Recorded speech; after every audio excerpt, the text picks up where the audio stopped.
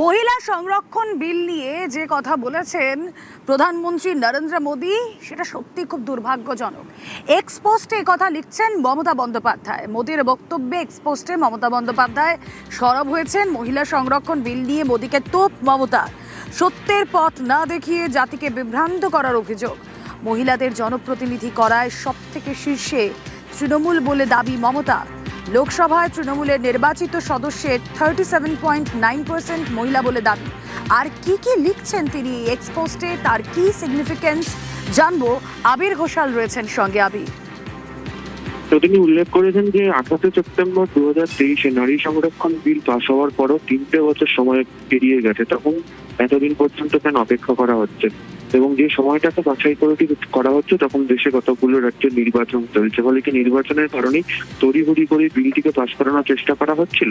এবং গত দুদিন তিনি একটি প্রসঙ্গের কথা বারবার ধরে উল্লেখ করছেন, যেখানে ডিলিমিটেশন বা সীমানা পুনর্নির্ধারণ প্রক্রিয়ার কথা হচ্ছে না। তিনি সেই প্রসঙ্গের কথা ওইদিনকে তুলেছেন এবং তার বক্তব্য হচ্ছে যে নিজেদের রাজনৈতিক স্বার্থসিদ্ধির উদ্দেশ্যে নারীদের বা মহিলাদেরকে ঢাল হিসেবে ব্যবহার করে জোরপূর্বক চাকরি দেওয়ার একটা ষড়যন্ত্র করা হচ্ছিল এবং তারা সেটারই বিরোধিতা করেছেন এবং এর সঙ্গে অন্য কোনো কিছু সম্পর্ক নেই। এবং কিছুক্ষণ আগে তোমার সাথে যখন কথা হচ্ছিল আমরা বলছিলাম যে তারা পরিসংখ্যান তুলে ধরছিলেন যে একদম পঞ্চায়েত পুরস্কার থেকে শুরু করে বিধানসভা লোকসভা পর্যন্ত তাদের মহিলা প্রতিনিধি কত রয়েছে সেই প্রসঙ্গের কথা ওই দিনকে তিনি পরিসংখ্যান তুলে ধরে তিনি উল্লেখ করেছেন তার সোশ্যাল মিডিয়া পোস্টে।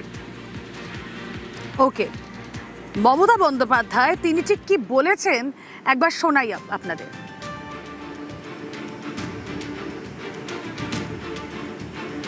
আরো একবার এক্সপোজটা দেখাই আপনাদের। মহিলা সংরক্ষণ নিয়ে মোদীকে জবাব মমতার। মোদীর বক্তব্য খুবই দুর্ভাগ্যজনক বললেন তৃণমূল নেত্রী।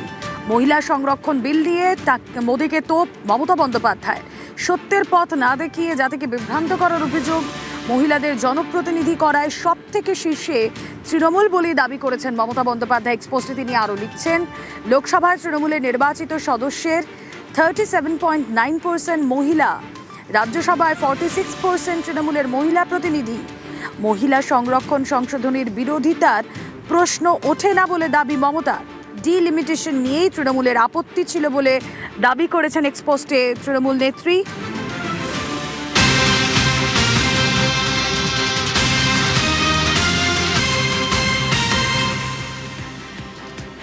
প্রধানমন্ত্রী গতকাল যা করেছেন তা কাপুরুষোচিত, এমনটাই তোপ মমতা বন্দ্যোপাধ্যায়। স্বার্থ রক্ষায় মহিলাদের ঢাল হিসেবে ষড়যন্ত্রের অভিযোগ। নরেন্দ্র মোদীর বিরুদ্ধে একগুচ্ছ অভিযোগ মমতা বন্দ্যোপাধ্যায়ের। কথা বলবো, আবির ঘোষাল রয়েছেন সঙ্গে। আবির, মমতা বন্দ্যোপাধ্যায় এক্সপোস্টে লিখছেন এবং এর আগেও তিনি সরব হয়েছেন প্রচার থেকেই, বারুইপুরের সভা থেকে তিনি সরব হয়েছেন। কিন্তু তারপরেও আজকে আমরা দেখলাম নরেন্দ্র মোদী তিনি বর্জরা সভা থেকে বলছেন যে হ্যাঁ, তৃণমূলই আসলে মহিলা বিরোধী। এবং জবাব দিতে গিয়ে তিনি উল্লেখ করেছেন যে ভণ্ডামি এবং দ্বিচারিতা করা হচ্ছে এবং এ কারণেই বলেছেন যে পার্লামেন্টের ফ্লোর থেকে পরবর্তী জাতির উদ্দেশ্যে ভাষণ দিতে।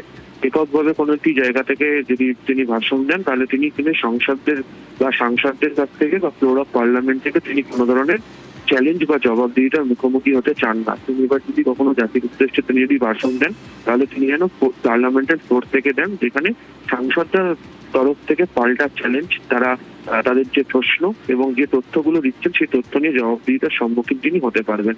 তিনি উল্লেখ করেছেন যে স্পষ্ট অনুভব করতে পারা যাচ্ছে যে ক্ষমতা হাতের মুঠো থেকে ফসকে যাচ্ছে, তাই ক্ষমতার মসনদে থাকার জন্য এই ধরনের আচরণ করা হচ্ছে। এই নিয়েও তিনি কটাক্ষ করতে যেমন ছাড়েননি, তেমনি একই সঙ্গে হচ্ছে তার যে জাতির উদ্দেশ্যে ভাষণের গোটা বিষয়কে নিয়ে তিনি চ্যালেঞ্জ করেছেন। এবং মূলত মমতা বন্দ্যোপাধ্যায়ের বক্তব্যের মধ্যে দিয়ে পরিষ্কার বা স্পষ্টত করার চেষ্টা করেছেন যে রাজ্যগুলোতে নির্বাচন হতে চলেছে আগামী দিনে সেই রাজ্যগুলিতে মহিলা ভোট একটি ফ্যাক্টর এবং মহিলা ভোটদের একটা বড় অংশে বিজেপি বিরোধিতার ক্ষেত্রে এই রাজ্যগুলিতে সাম্প্রতিক সময় হয়ে এসছে। এক্ষেত্রে দাঁড়িয়ে মহিলা ভোটকে যাতে নিজেদের দিকে টেনে আনতে পারা যায় সেই কারণে এই রাজনৈতিক কৌশল নেওয়া হয়েছিল, যে কারণে 28 সেপ্টেম্বর 2023-এর পর এতদিন ফেলে রাখার পর নতুন করে ইস্যুকে চাগিয়ে তুলে আসলে নির্বাচনী গিমিক তৈরি করার চেষ্টা করা হয়েছে। মূলত সেটাই তার এই সোশ্যাল মিডিয়া পোস্টের মধ্যে দিয়ে কটাক্ষ করে উল্লেখ করেছেন তৃণমূলের চেয়ারপারসন। বেশ, গতকাল ঠিক কি বলেছেন মমতা বন্দ্যোপাধ্যায় শোনাই আপনাদের। মহিলা বিল তো আমরা 98 থেকে লড়ে আসছি। আমাদের বিল রিজার্ভেশন করে মহিলাদের সিট দিতে হয় না। আমরা 50% রিজার্ভেশন করেছি পঞ্চায়েতে, মিউনিসিপ্যালিটিতে। আর লোকসভায় আমাদের নির্বাচিত মেম্বারের সংখ্যা মহিলা 37%, আর রাজ্যসভায় নির্বাচিত আমাদের সংখ্যা 46%। মোদি বাবু, আমাদের থেকে শিক্ষা নাও। খেলা হবে বিজেপি কাল থেকে শুরু হয়ে গেছে। কাল লোকসভায় পরাস্ত হয়েছো, এবার মাটিতে পরাস্ত হবে। বিজেপিকে ভারত থেকে তাড়ানোর যুদ্ধ শুরু হোক বাংলার মাটি থেকে। বাংলা জয় করে আমরা দিল্লি জয় করব বলে গেলাম। এটা শপথ, এটা অঙ্গীকার, এটা প্রতিজ্ঞা।